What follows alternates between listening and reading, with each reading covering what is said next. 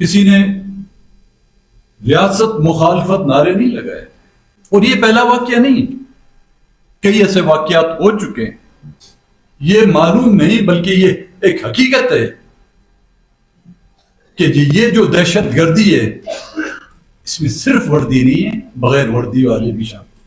پنجاب میں سیلاب میں ایک بھینس بھی ڈوب جاتی ہے تو وہ ہیڈ لائن بن جاتی ہے. اسی دن جب یہ واقعہ ہوتا ہے نیوز پہ میں دیکھ رہا تھا کہ کوئٹہ کی جو خبر آئی سول ہاسپٹل سے 50 ویل چیئر چوری ہوگی. 15 منٹ پہلے وہ کھلکھلاتے چہرے، وہ نعرے لگاتے ہوئے جذباتی کارکن، اور 15 منٹ بعد خون آلود سڑکیں، سیاسی پارٹیوں کے اکابرین اور کارکنان. خان صاحب نے تفصیلاً 2 سپٹمبر کے واقعے کی حالات اور اس واقعے پر تفصیلاً انہوں نے بات کی، اور جو ان تمام جماعتوں کل کی جو میٹنگ میں فیصلے طے پائے ہیں وہ آپ سب کے سامنے رکھے ہیں. بہت ہی ایک اندروناک، افسوسناک اور دل چیرنے والا، ہلانے والا نہیں، دل چیرنے والا واقعہ، جس میں بی این پی کے 14 ہمارے کارکن شہید ہوئے، ایک پولیس والا بھی اس میں شہید ہوا، 40 کے قریب زخمی ہیں. کچھ ان میں سے جو مائنر زخمی تھے، معمولی سے زخم آئے تھے، وہ تو ان کے علاوہ ہیں جو جن کو یہ پتا تھا کہ ریاست اور حکومتوں کی صحت کی سہولتیں کیا ہیں، وہ تو اپنے گھروں میں جا کے مرہم پٹی کرائے. لیکن وہ فگرز میں آپ کو بتا رہا ہوں جو ہاسپٹل میں آئے، ان میں سے 5 ابھی تک کریٹیکل ہیں سی ایم ایچ میں، ایک کو شفٹ کر دیا گیا ہے کراچی. سوال یہ پیدا ہوتا ہے ان کا قصور کیا تھا؟ دھماکے سے 15 منٹ پہلے وہی سیاسی کارکن بلوچستان زندہ باد کے نعرے لگا رہے تھے، وہی کارکن مختلف سیاسی پارٹیاں جو اس جلسے میں تعزیتی ریفرنس میں شامل تھی ان کے جھنڈے لے رہے تھے. کسی کے ہاتھ میں بندوق نہیں تھی. ہاں، یہ اور بات ہے کہ ریاست اتنی نازک ہو گئی ہے، نازک اور نازک مزاج، جو ہمارے حقوق اور مظالم پر اگر کوئی بات کرتا ہے، اس سے اس کو تکلیف پہنچتی ہے تو وہ تکلیف اس کو مبارک. بچوں سے لے کر بزرگ، خون میں تڑپتی ہوئے وہ لاشیں کیا ہم بھلا پائیں گے؟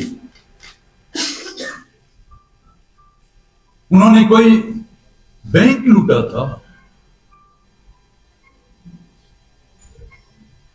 انہوں نے کسی کا قتل کیا تھا، کسی کی حکومت گرائی تھی، کسی کے الیکشن کے نتائج تبدیل کیے تھے. ریاست اور ریاستی اداروں کے مظالم کے خلاف انہوں نے نعرہ حق بلند کیا تھا. یہی ان کا قصور تھا.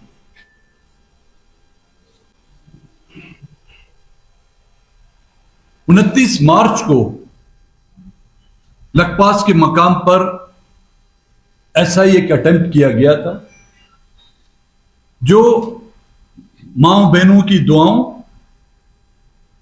بزرگوں کی دعاؤں اور ہمارے کارکنوں کی کوششوں کی وجہ سے ناکام ہو گیا. اس میں حکومت کا کوئی عمل دخل نہیں تھا، لیکن 4.5 مہینے کا عرصہ گزر چکا ہے. اس واقعے کی اگر چھان بین کی جاتی، اس کی تہ تک پہنچنے کی کوشش کی جاتی، تو 2 سپٹمبر کو اتنا بڑا سانیان نہیں ہوتا، اور یہ ذمہ داری حکومت کی ہوتی. یہ ریاستی ان اداروں کی ہوتی ہے جو گھروں کے کمروں میں گھس کر چادر اور دیواری کو پامال کرتے ہوئے عورتوں کے سروں سے دوپٹے کھینچ کر ان ماؤں کے سامنے ان کے لختے جگروں کو بالوں سے پکڑ پکڑ کر گھسیٹ کر ان کی مائیں صدائیں لگاتی ہیں، ان کو گاڑیوں میں آنکھوں پر پٹیاں باندھ کر لے جا سکتی ہیں۔ وہ ادارے جو ایک ماں اور ایک باپ کے سامنے حیات بلوچ جیسے ایک نوجوان جو کراچی یونیورسٹی کا اسٹوڈنٹ ہے، اس کی ماں کے سر سے وہ دوپٹہ چھین کر اس کی آنکھوں پر باندھ کر اور اسی ماں اور باپ کے سامنے اس کو گولیوں سے چھلنی کر سکتے ہیں۔ وہ خفیہ ادارے جو کہتے ہیں کہ نہ کہ صرف ہماری پہنچ اور ہماری کارکردگی اس ملک میں بلکہ اپنے آپ کو دنیا کی سب سے طاقتور اور کیا کہوں گا اس کو با اثر ایک ایجنسی ہے، لیکن ان کو یہ پتہ نہیں ہوتا کہ خودکش حملہ آور جو کہاں سے آ رہا ہے، کہاں سے پہنچ رہا ہے۔ اگر اس واقعے کی 29 مارچ کے واقعے کی تحقیقات صحیح انداز میں کی جاتی ہے، آج دن تک نہیں، تو اس سے وہ یہ دھماکہ کر کے تو بھول جائیں گے، لیکن ہمارے دلوں میں وہ خون جو ناک اس دھرتی پر ٹپکا ہے وہ صدیوں نہیں ہزاروں سالوں تک اہل بلوچستان کو یاد رہے گا۔ انہیں ٹارگٹ خان صاحب بھی ہو سکتے تھے، کبیر جان بھی ہو سکتے تھے، ہمارے پی ٹی آئی کے دوست ہیں، ہمارے ایم پی کے دوست ہیں، یا باقی ہم بھی ہو سکتے تھے۔ نواب بگٹی کے 2006 میں اس کے قتل پہ آپ لوگوں نے سبق نہیں سیکھا۔ آج بلوچستان جو ایک آتش فشاں بنا بیٹھا ہے، اس میں کوئی محفوظ نہیں، نہ آپ کی سڑکیں محفوظ، نہ آپ کے دفاتر محفوظ، نہ آپ کے گھر محفوظ،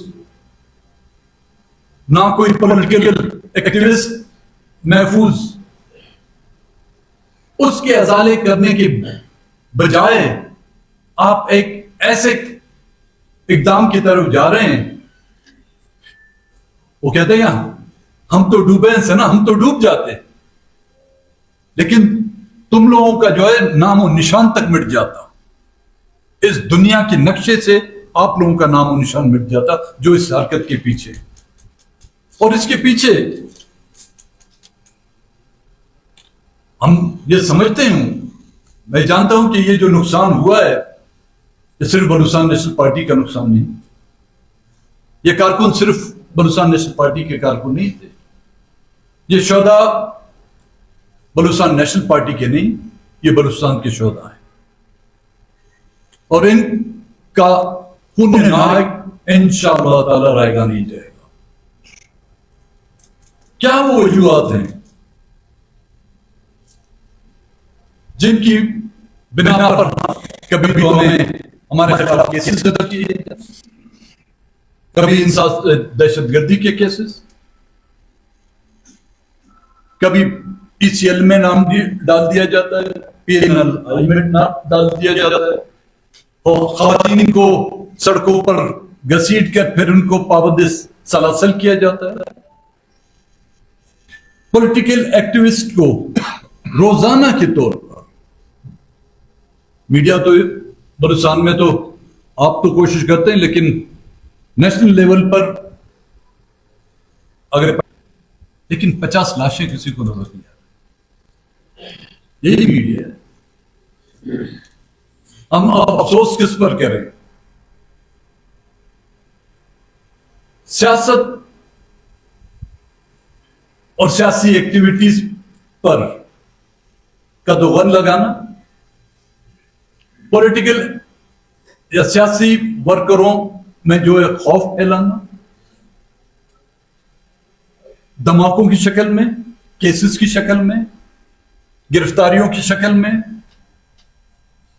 अगवाओं की शक्ल में, टारगेट किलिंग की शक्ल में। कहते हैं जी हमने इनको वार्न कर लिया था, लेकिन उसके बावजूद भी इन्होंने जलसा किया। आप डिक्लेयर कर दें कि ये मुल्क जो है आपके कंट्रोल से निकल चुका है। हाँ, एक उन्होंने हमें वार्निंग दी थी जो हम समझ नहीं पाए। 2 सितंबर की सुबह नोशकी से जब हमारा काफिला निकल रहा था, हमारे कारकुन को जो टारगेट, शेरजान को जो टारगेट करके नोशकी में कत्ल कर दिया गया कि वो काफिला जो रवां था नोशकी से जलसे के लिए, वो यहां पर ना पहुंच सके। लेकिन उन साथियों ने उस शहीद की लाश की दफन को छोड़कर अपने इस जलसे में जो है अपने आप को पहुंचाने की कोशिश की। अब वो समझते हैं कि इस तरह के इकदामात से हमें अपनी सियासत से, बलूचिस्तान के जुमला हुकूक के हवाले से जो हम जद्दोजहद कर रहे हैं, वो हमें बाज रखेंगे। ये उनकी भूल है। ना ये धमाके हमें पहले खामोश कर सके, ना ये धमकियां हमें पहले अपनी सियासत से बाज रख सकी। हाँ, इनकी आड़ में उनका मकसद ये है कि यहां पर एक खामोशी सी छा जाए, कोई पॉलिटिकल एक्टिविटीज ना हो। जाहिर है जब एक सियासी फजा बिल्कुल खामोश होकर रह जाएगी, पॉलिटिकल मोबिलाइजेशन नहीं होगी, सियासत खत्म होकर रह जाएगी, तो अपने मनपसंद लोगों को जुलूलू के जरिए से इलेक्शन में भी वो कामयाब कराएंगे, अपनी मनपसंद असेंबलियां वो कायम करेंगे, और उन्हीं मनपसंद असेंबलियों से अपने मफादात के, अपने इंटरेस्ट के जो कवानीन पास किए जाएंगे, जो आज हो रहा है। चाहे माइंस एंड मिनरल एक्ट के जो कवानीन पास किए जा रहे हैं, चाहे इंसान से दहशतगर्दी के कवानीन जो पास किए जा रहे हैं, इनकी ख्वाहिश आज से नहीं, रोज अव्वल से है। पहले तो सिर्फ बलूचिस्तान इसका महवर था, तो पूरा मुल्क उसका ये महवर हो चुका है उनकी इन साजिशों का।